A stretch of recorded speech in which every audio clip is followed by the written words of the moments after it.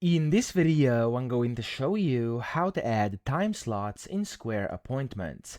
Now, the first thing you have to do, you want to open your dashboard, then go to Appointments over here, and then you want to click on Calendar.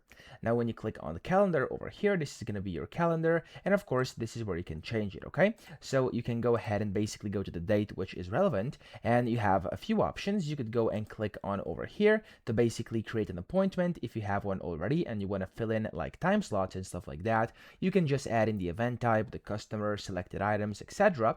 Click on save and you're good to go. Or of course, you can go ahead and add time slots by clicking the time icon top right. Of course, you want to click on this and you can edit your availability over here. So for example, by default, I'm Monday through Friday over here from 9 a.m. to 5 p.m. You could go and click on the plus button over here to add a new one. So for example, I'm going to just go p.m. over here and I'm going to make one from 6 p.m. to, for example, let's just do 7 p.m. as well, okay? And as you can see, if I click on done and if I go and check this, it's going to add a new availability or new time slot over here between 6 and 7 p.m. as well. Now I can delete these and I can of course customize them. I can make these different. So for example, on Wednesday, let's say I'm working from 9 a.m. to, let's just do 10 a.m. over here. And then of course I could do over here, for example, from 10 a.m. to maybe like 11 a.m. or something like that. And of course I can that way create time slots in Square Appointments, okay? Then you can just click on the save button